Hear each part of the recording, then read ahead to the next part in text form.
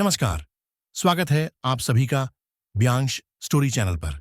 एक समय की बात है, एक छोटे से गांव में दो लड़के रहते थे, रमेश और श्याम।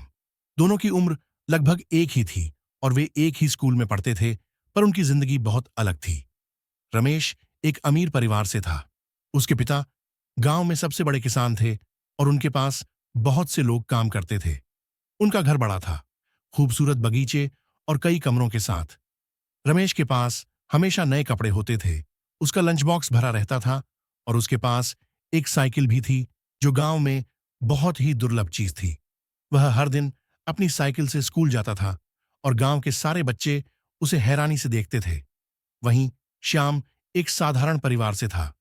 उसका परिवार गरीब था। उसके पिता मजदूरी करते थे और गांव में छोटे मोटे काम करके परिवार का गुजारा करते थे। श्याम का घर बहुत छोटा था, बस एक ही कमरा, जिसमें वह अपने माता पिता और छोटी बहन के साथ रहता था। उसके कपड़े पुराने थे, लेकिन साफ सुथरे होते थे और उसके लंच बॉक्स में सिर्फ कुछ रोटी के टुकड़े होते थे। कभी कभी तो उसे नंगे पांव ही स्कूल जाना पड़ता था, क्योंकि उसके जूते भी टूटे हुए थे। हालांकि उनकी जिंदगी अलग थी, फिर भी रमेश और श्याम अच्छे दोस्त थे। वे स्कूल के बाद अक्सर साथ खेलते थे, खेतों में दौड़ते थे और नदी किनारे पेड़ों पर चढ़ते थे। रमेश को श्याम के पास न नए खिलौने न साइकिल होने का कोई फर्क नहीं पड़ता था। श्याम भी बिल्कुल नहीं झिझकता था जब रमेश उसके छोटे से घर आता। दोनों एक दूसरे का साथ पसंद करते थे, हंसते थे और कहानियां बांटते थे। एक दिन गांव में एक त्योहार मनाया गया और एक पतंगबाजी प्रतियोगिता रखी गई।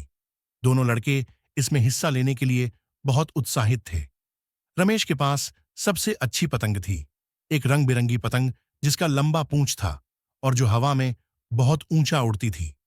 वहीं श्याम की पतंग एकदम साधारण थी, पुरानी अखबार और उसके पिता से मिली डोरी से बनी हुई, पर वह उसे लेकर बहुत गर्व महसूस कर रहा था।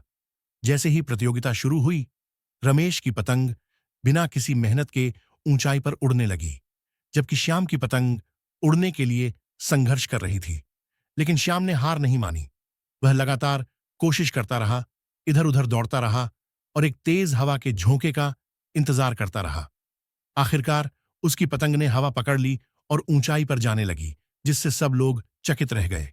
अंत में श्याम की पतंग सबसे लंबे समय तक हवा में रही। जब उसने जीत हासिल की तो पूरा गांव उसके लिए तालियां बजाने लगा। रमेश सबसे जोर से ताली बजा रहा था, अपने दोस्त पर गर्व करते हुए।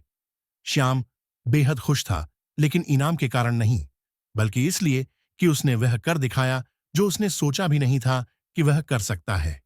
उस दिन से दोनों लड़कों ने एक महत्वपूर्ण सबक सीखा।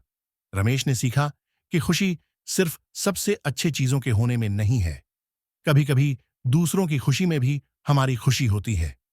श्याम ने सीखा कि बिना शानदार चीजों के भी वह धैर्य और मेहनत से बड़ी उपलब्धियां हासिल कर सकता है। और इसी तरह रमेश और श्याम की दोस्ती और भी गहरी हो गई, एक दूसरे को समझने और दुनिया को और अधिक दयालुता, समझदारी और आशा के साथ देखने का रास्ता दिखाते हुए।